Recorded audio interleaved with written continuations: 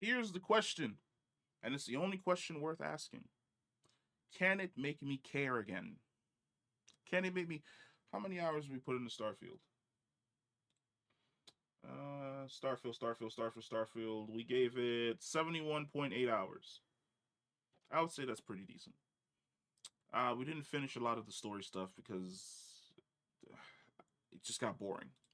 But I'm a believer in second chances. But there is not a third. Like, I'm willing to give you a second chance to prove to me that the first time was just us dropping the ball. But this right here is us giving you that 100% love treatment. Let's see.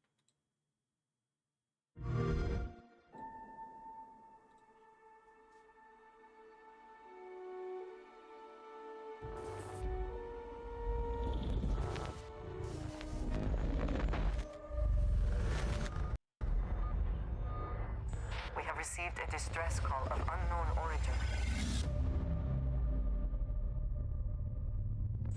There is no record of a star station in this orbit. Something is not right.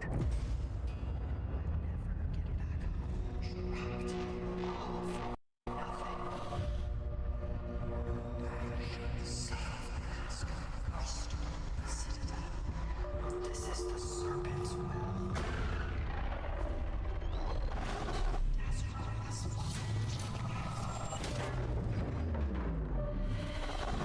Coming aboard was a mistake.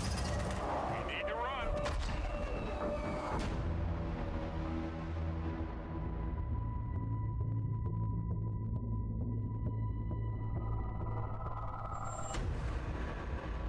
Hold very still and choose your words carefully. They will determine how long you live. You trespass in the home of House Maroon. Your fate will be decided by the Great Serpent. Can you feel its embrace encircling your heart? Constricting until there is no more you. Only us.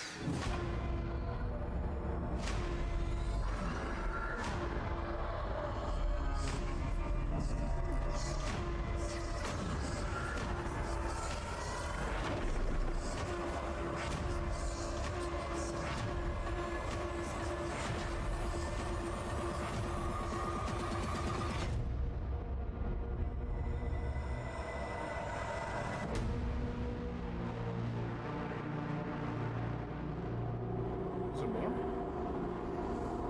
Oh, wait, hold on. There's more. Constellation skin. Stop. Shattered Space. First story expansion. Creations. 1,000 create. What the fuck are creations? Hold on. Because now I gotta look it up. Starfield creations. What is that? What is that? Creation credits can be used in the creations menu in Starfield. Are they for mods? Wait, do you have to pay for mods?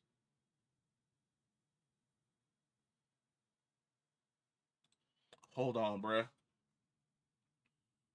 Let's drag this over here. Starfield Creation Kit launches and microtransactions begin. Good God Almighty. As of June 9th, 2024, the Starfield Creation Kit and the new Creation Store will be live, requiring players to purchase a premium currency for custom content. Microtransactions never change. Starfield's Creation Club, renamed the Creation Store, is going live tonight. It sure to create a lot of debate among Starfield's already dwindling player count. For better or for worse, Starfield now has a premium currency, creation credits, alongside a gameplay trailer. Yes. But tell me more. Starfield mods have been in full swing since the game released, and modders have already created an incredible range of mods, reducing everything from capital ships to Star Wars aliens and more. With the official launch of the Creation Kit, a renaissance of sort is almost certainly underway, especially with the launch of the main controversial element behind the Creation Kit, microtransactions. So you have to pay. So do the people who create mods get a cut? Whether you love them or hate them, microtransactions have migrated from Fallout 76 Creation Club over to Starfield. It was an inevitable move, and one that comes as a surprise to no one given the SRB rating. So far, the Creation Store contains a few free items to wet the whistles of Starfield's fans, but others already cost as much as 1,000 creation credits and as little as 300. It is not known what the value of one creation credit is equivalent to. However, it's likely on par with Adam's premium C from Star Wars. 1,000 atoms is worth $10, meaning a full library of creation stores seen in below trailers will come to $20 microtransactions. Fortunately, owners of the digital premium edition will find 1,000 creation credits added to their account tonight, allowing them to buy either Constellation plushie set and the Trackers Alliance the Vulture, or buy the Ancient Marine module at a guess as a custom outpost module. This has a potentially very expensive trend for future Starfield maps created and published in the creation store. Right. But who's putting things in the creation store? Is the creation store for modders? Starfield creation store. That's the true question here, because this is the first time I'm seeing any of this. Critically, the free download edit allows you to make. Okay, so it's made by people, right? Do the people get a cut?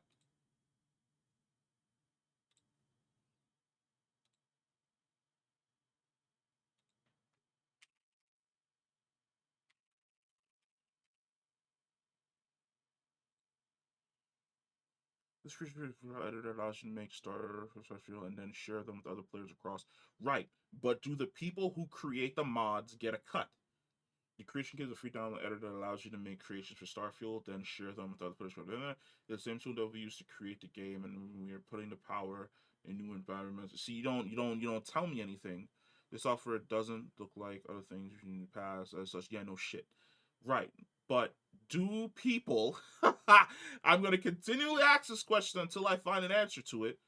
Do the people who take time out of their day to create mods for this game get a cut out of what people pay in order to purchase mods from the creation store?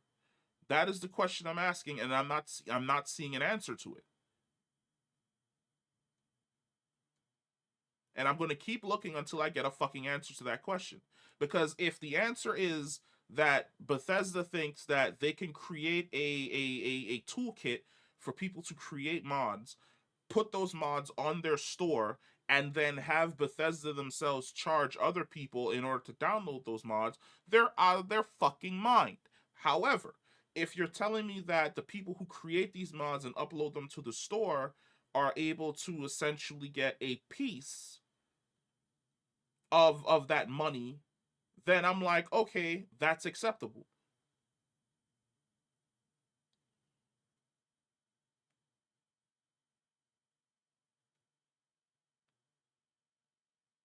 Nobody's answering that question.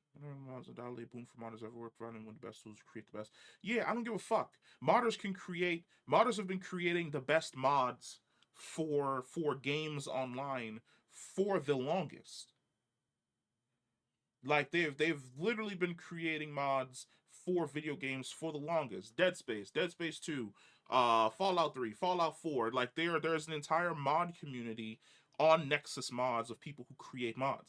And you can donate to those modders. Now, if Bethesda is saying, hey, we're gonna streamline it where you can use our tools and there's like a 70-30 split where they take 70 and then you get 30 for people that purchase mods directly from the store, then I'm like, okay, that's acceptable.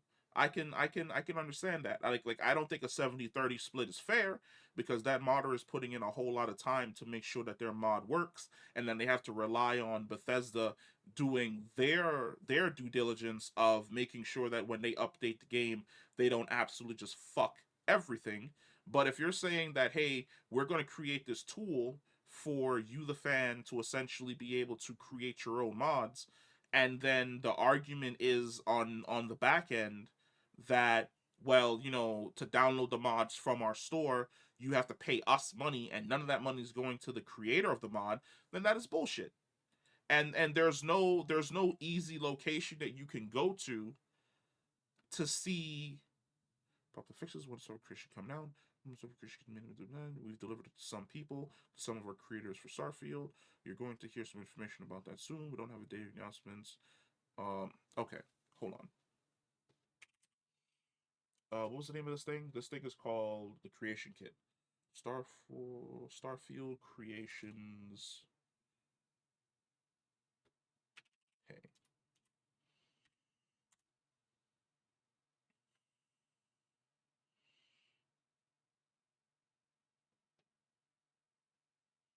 Surprising update plus the shattered.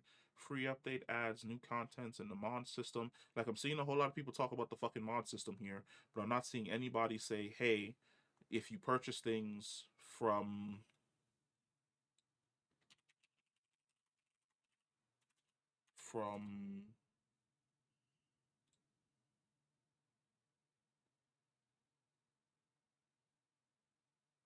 okay, there it is. According to Bethesda's fact on the creations tab, I did not put that shit at the front. Stop burying this type of information under like a ridiculous amount of work. I had to literally search around for 5 fucking minutes to see to get an answer to that fucking question when it should be on this page here. Where it's like, hey, if you create a mod for our game, well then guess what? You know, you can become a verified creator and earn royalties from the direct sale of your creations. That should be here on this page for the creation kit to let people know what exactly it is that they're getting into. They shouldn't have to go into a rabbit hole, through an ant hole, through a closet to fucking Narnia in order to get an answer to that question. But yes, verified creator and earn royalties directly from the sale of their creations. Although creators can set the price themselves, they will only receive a royalty from each sale. What are the royalties from each sale? So you wait. Hold on. So the creator can set the price themselves, but they only get a royalty? Like, is the royalty a fixed amount? Is the royalty a percentage? What are we working with here? Paid mods divided community, with some believing modders should be paid for the creation, while others worry that essential mods may be placed behind paywalls in Starfield. Yesterday afternoon, Bethesda released a new patch update for us with Skyrim alongside boss fixes. The update also includes creations, which in short allow modders opt into the program and charge for the creations. This is a Starfield players believe the feature will be implemented. Bethesda they were right about that. Despite not being a 12-year-old game, Throne just kept alive, not just through, but thanks to thriving mod community. Now it's a way to give back to those content creators. Bethesda has combined Skyrim's existing mods and creations under a single creations menu. Creators can put into their own creators for players to enjoy, and even apply to Bethesda Game Studios Verified Creator Program to set prices for their creations. Okay, so it's called the Bethesda Game Studios Verified Creator Program. Now we start looking for this. So many hoops you have to jump through in order to get the answer to this question, which is insane.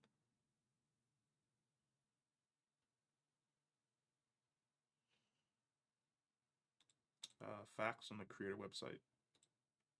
Let's see what that is.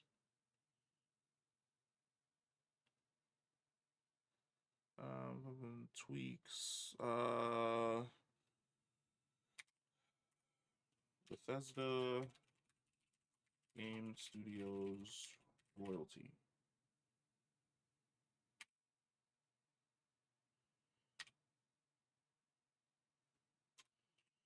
I want to see how much these creators are getting played.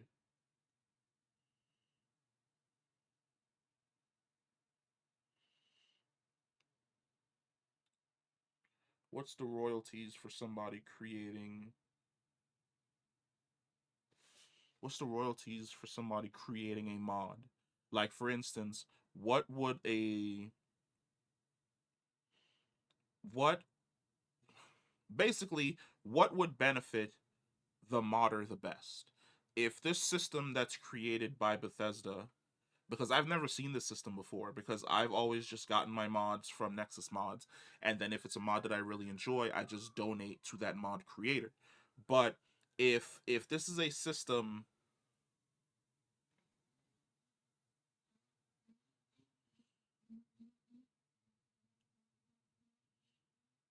it's not saying. It's something that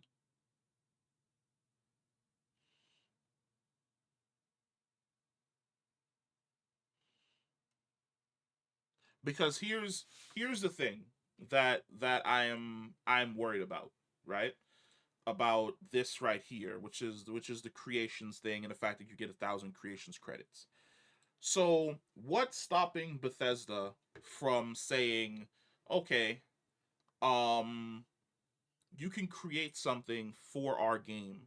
However, if we detect, and because right now in Fallout 4, if you run external mods, the game registers the external mods and turns off your achievements, right? Then, of course, you can download a mod that overrides that so that you can play the game with the achievements enabled and then have your mods running as well at the exact same time. But what is stopping Bethesda from putting out an update where you can't install third party mods from Nexus Mod Manager? Where in order to install mods, you have to go through the creation system because they want a cut. They want a cut of the money that they feel as though they're missing out on because you've been donating your money directly to the modder. What's to stop this from becoming scummy? Because this is just another form of monetization where if I can't sell you something and you can go off and download something from somebody else that essentially um does what I'm trying to sell you. Like I'm trying to sell you a fucking dress, right? And I'm charging you $20 for you to be able to buy that dress for your character. But here comes a modder, Johnny Modder over here, and Johnny Modder is like, "Hey, I made this mod with 1,000 dresses. All you have to do is go to Nexus Mod Manager, Nexus Mods, and just download it directly into the game, and you can have all the customization that you want, right? What's stopping Bethesda from saying, no, you don't get to do that anymore? You either purchase the one that we created in the store, or Johnny Modder has to go through our creations program, upload his mod to the creations program, and then charge you. Let's say he decides to charge you like $50 for the mod, whereas before people were just tipping him directly, right? But he doesn't get $50. Out of that $50, Bethesda gets 70% of that, and Johnny Modder only walks away with like $12, right? What's stopping Bethesda from doing this? Because now it's no longer, hey, we're monetizing our stuff. It's now, hey, we need to monetize what people create because we want to cut it at. Because you're creating stuff for our game, or you're fixing shit for our game that we're never going to get around to, that we're never going to fix. There are fucking bugs in Skyrim that haven't been fixed in fucking 20 fucking years. So if a guy comes along and creates something that's able to fix that bug, what's stopping Bethesda from going, nope, if you guys want that update, or if you want to be able to play our game and enjoy our fucking game, you need to go to our creation store and purchase that mod for 1,000 credits. Well, then it's like, well, are you ever going to fix those issues? Are you ever going to fix the scripting errors? Are you ever going to fix any of that stuff on the side? What's stopping them from going, hell no, we're not fixing any of that in any way, shape, or form? Fuck you, give me $10 and then go about your fucking day. This is I am not downloading or purchasing anything from the creation store. I didn't even realize I was watching this in 480p. But I'm not buying anything from the creation store in any way, shape, or form. That's definitely not gonna happen. I'm gonna continue getting my mods where I've been getting my mods for the last 15 fucking years. Because this has a high potential of just going off the rails in every way, shape, or form and driving this game. Because I'm telling you right now, I enjoyed what I saw from this trailer, where I didn't care about Starfield before because the argument motherfuckers were throwing at me was, oh, it's a realistic take on a space-time adventure, which is why every planet you visit is fucking boring and empty and blah blah blah blah blah. Well, guess what? This isn't boring. This isn't boring or generic in any fucking way, shape, or form. Look at this place. That's that. What? Whole different dimension slash universe with necromorphs and spirits and cults and shit. This is what we wanted from the main game. from the main game's campaign. A space opera. This seems as though it's very space opera-y. So this right here gets my attention and makes me want to come back and play the game.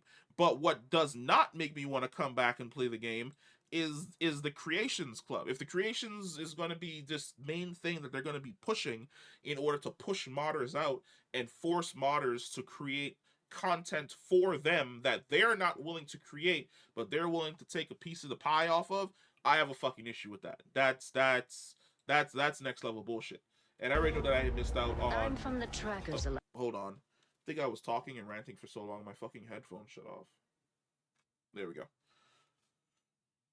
Alliance. We have a proposal for you.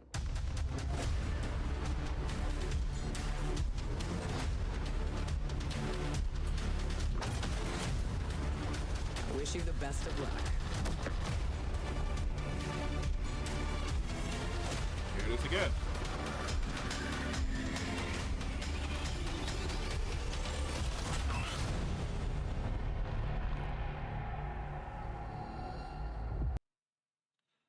Oh boy.